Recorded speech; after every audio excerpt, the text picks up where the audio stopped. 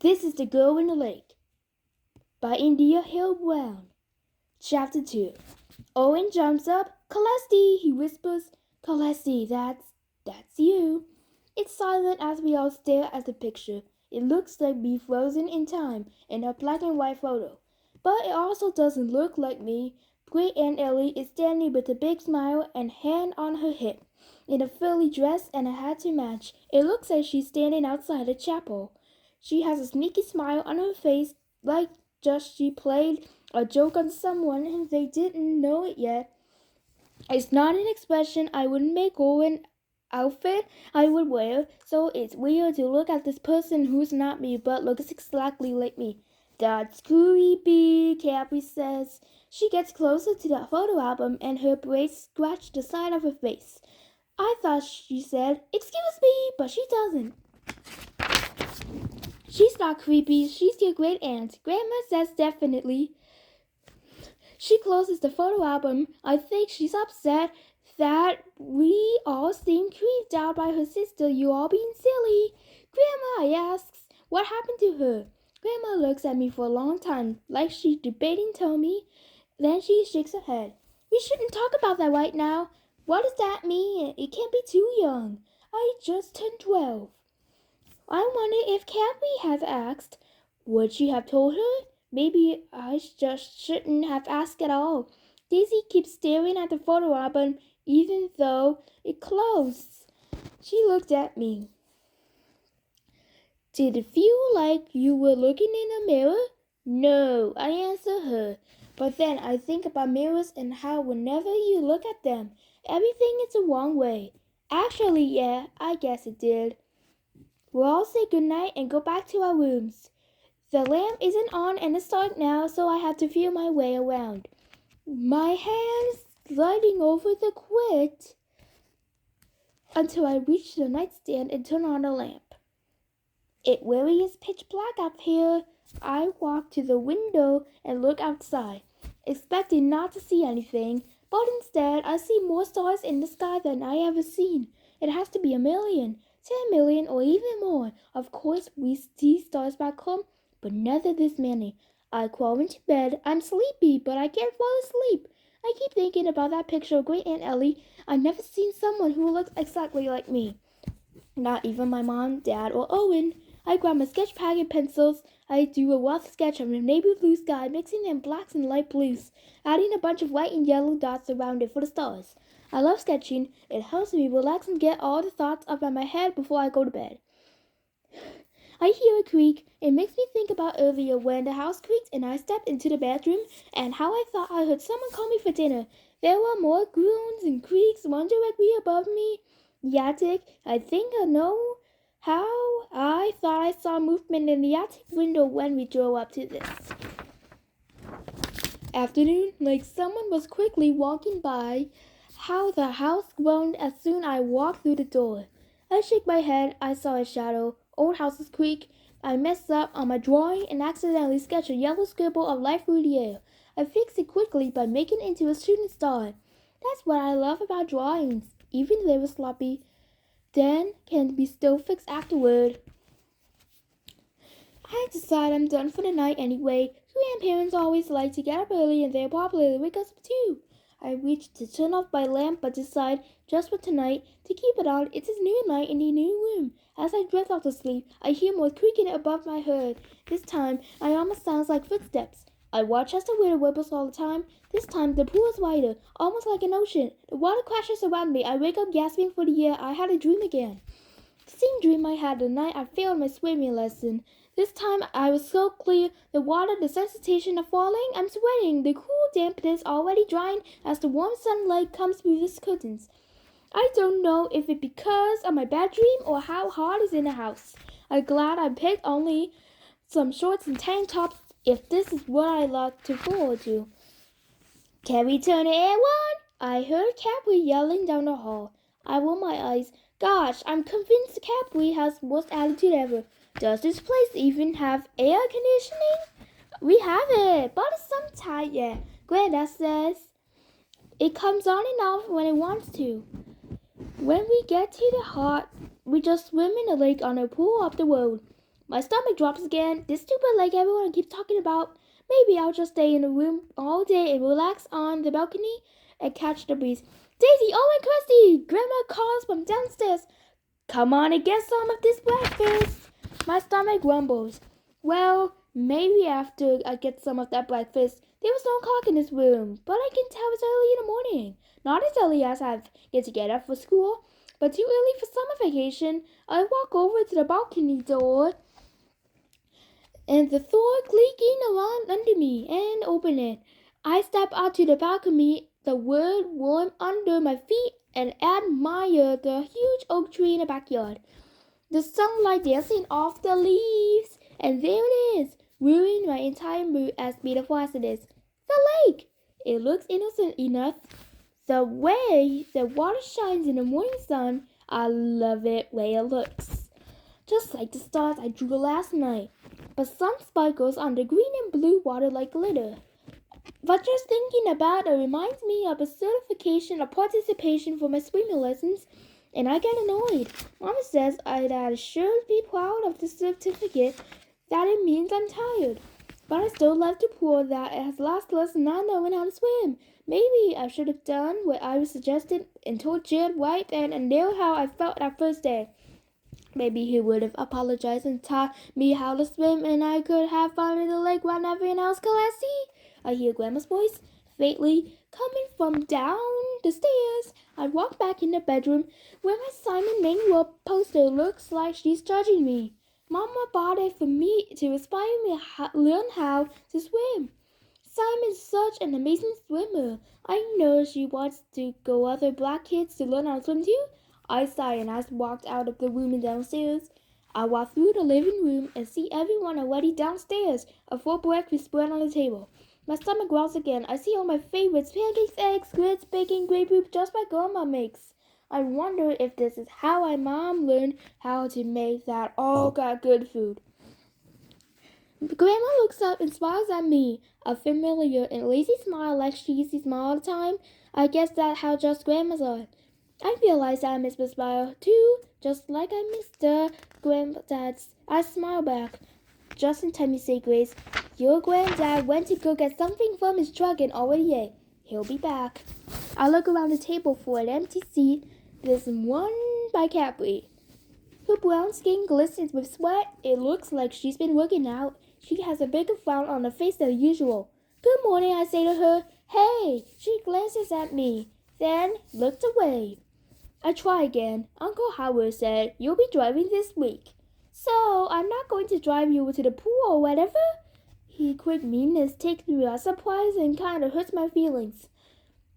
Should I mean back? Will that make her stop? I stand up taller and say, I don't care. I don't want to go to the pool anyway. I don't feel like getting picked apart by her this morning. I take the empty seat in the between Daisy and Grandma across from Owen instead. Daisy is sitting up so straight that her back isn't even touching the chair. Good morning, I say to Daisy. She's wearing another sundress. This time with thin, light blue stripes. My dad has a suit like this. I think the pattern is called a seersucker. I like your dress, I tell her. It feels more natural to me. Giving people compliments when I like their clothes or hair. I like being nice, not rude like Capri. She smiles at me. Isn't it just dreamy? Dreamy? That's a funny word to use to describe as a dress. I don't know where to say that, so I just smile and nod to look ahead, accidentally catching Capri's eye. She stares at me for a second and looks back down at her untouched plate of food. Behind her head, I notice I have a direct view of the lake. It's rippling and sparkling in the sun. Way off in the distance, I see a boat. Again, I'm reminded of how I blew my swimming lessons. I can get away from water, I think. Not in my dreams, in the pool or at this lake house. Grandma grabs my hand and grabs Daisy's while Grandma blesses the food.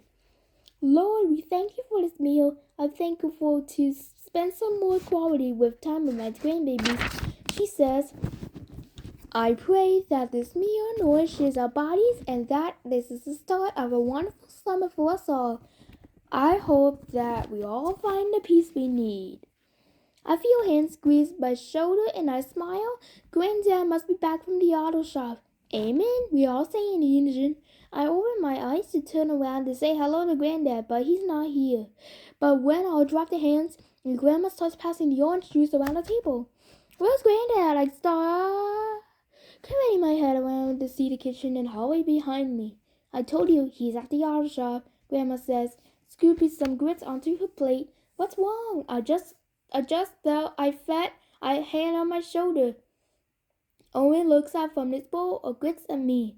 I shake my head. Never mind. I must have been imagining it. Owen's still watching me and I shrug. Owen speaks up, Grandma, in this house haunted? He laughs a little when he asks, I don't like ghosts. I once watched a show where these guys explored a haunted hotel. I know he's joking, but I think about last night when Grandma and Daisy, while I was already downstairs when I wasn't. I was upstairs hearing giggling and voices with no end. My stomach drops a little, but I try to ignore it. I have been imagining things. Grandma laughs a life thriller.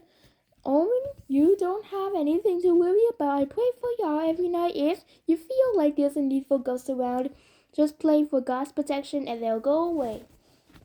Daisy nods as she's agreeing with her. That's true, you know. You say that as if you believe in them.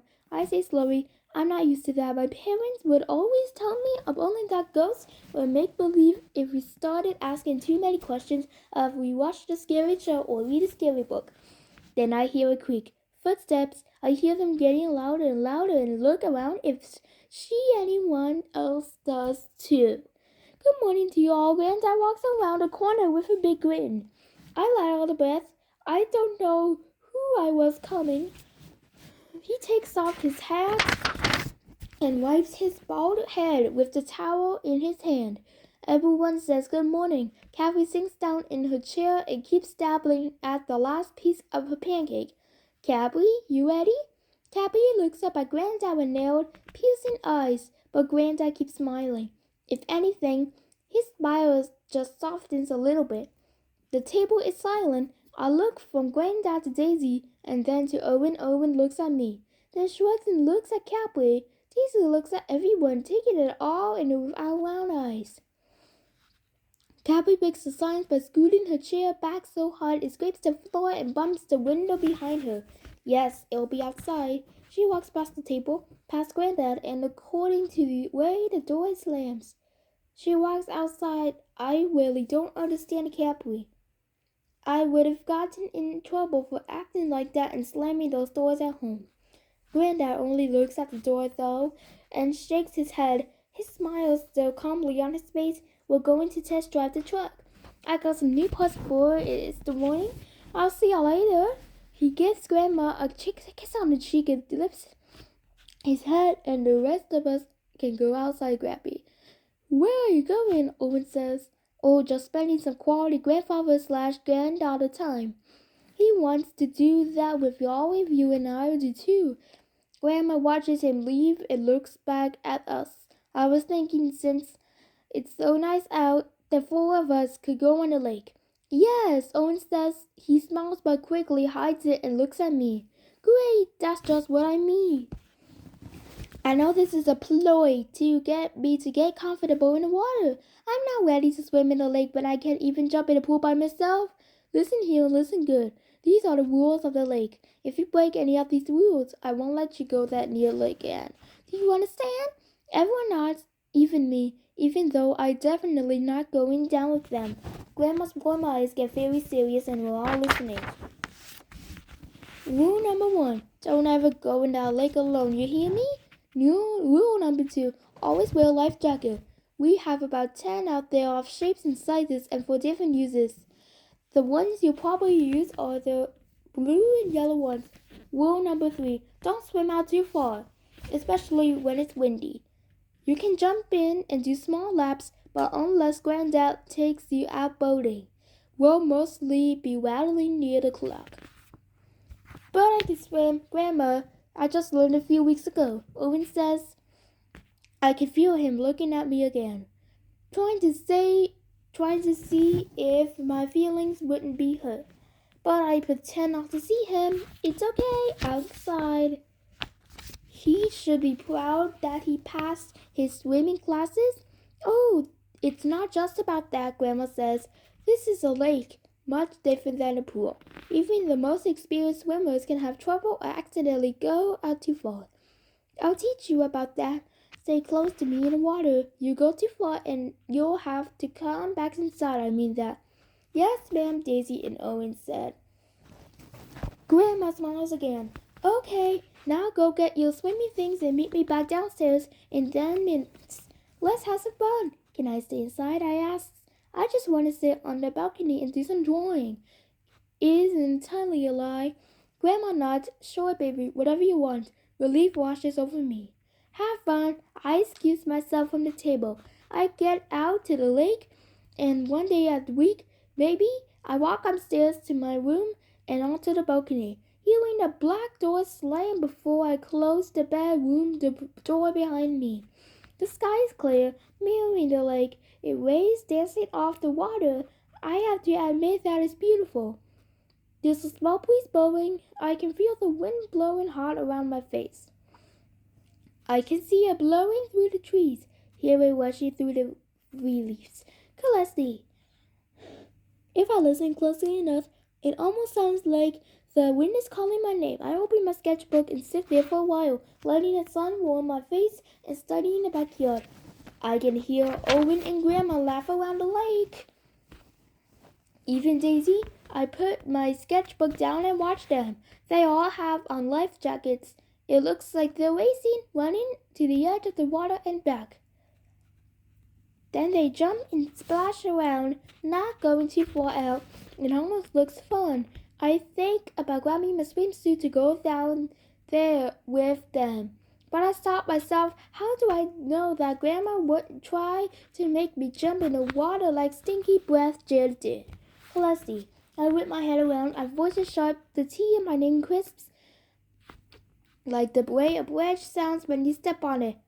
This time it really sounds like someone is calling me. I don't think and imagine it, even though it's hot. Goosebumps form in my arms. Hello, I asks. Decide to get up and see what's going on. Taking Grandma's advice and saying a small prayer. Just in case. I walked into the hallway and I don't hear anything at all. One of the bedroom doors is open. I peek into it and see a picture of a woman in a track uniform with long pretty fingernails and a medal around her neck. The name Florence Griff Joyner is scrawled on the bottom. This must be the room cap we picked. If she were nicer, I'd tell her that it was cool and that we both had Olympic medalist posters on the wall. I realized again how quiet it is and how I heard name, but I upstairs. Alone. Hello, I say again. I decide to walk downstairs. Each stair creaks, with the third one from the top creaking the loudest. I walk downstairs and look around to the living room nearby. I walked into the kitchen. I hear a giggle, a small one, like the one I heard before dinner yesterday. I turn around all the way around and see the kitchen window. Grandma, Daisy, and Owen are still in the lake. Maybe the wind is throwing their voices this way. There's another open door upstairs. Grandma and Grandma's bedroom. Grandma and Granddad's bedroom. I knock on the door and walk in. Hello? I look around the room. It looks nice and cozy, with pictures of the children and grandchildren everywhere. I see Grandma and Granddad's wedding picture, and Grandma looks just like Mama into it. Their bed looks huge enough for all of us kids to buy one today. I see another picture on the dresser. It's black and white and faded, and it's a white, fancy frame with all kinds of frilly designs around it. I can make out who's in the photo, so I move closer. I gasp and jump. It's a picture of me. No, it has to be a picture of Gwen and Ellie. I pick up the picture and stare at it closely. The eyes, the nose, the mouth, even the French braids. It's all me. Except for her smile. It's just new sneaky. I think about Grandma and when she told us about her at dinner. She didn't want to tell us what happened to her. Why? Did something bad happen? Suddenly, I want to know a lot more about this lady who I look like. Slowly, I reached out to touch the picture Celeste. I jumped out, dropping the picture. A dark brown hand reaches around me and catches it. I turn around. It's Granddad. I didn't mean to startle you, Granddad says. Dad, you need something? I see a light coming from the open door behind me. The bathroom? He must have been in there while I wasn't here snooping. I thought I heard someone call my name, and when I checked in here, but I got distracted by this picture of Great Aunt Ellie because I thought it was me. I think even tough is the truth. It kind of sounds silly in my hand. I decide not to say it. Instead, I ask him, Granddad, what happened to Great Aunt Ellie? How did she die? Granddad takes a deep breath, and it takes a long time for him to let it back out. You have to ask your grandmother that? I did yesterday, but she wouldn't tell us. She said we shouldn't talk about that right now. I have to agree with her, Celeste. She says, maybe a little later. I wonder if he means later on today or later this week. But I don't ask. I just nod and say okay. I wonder what happened to Great Aunt Ellie and why Grandma and Granddad are keeping it such a secret.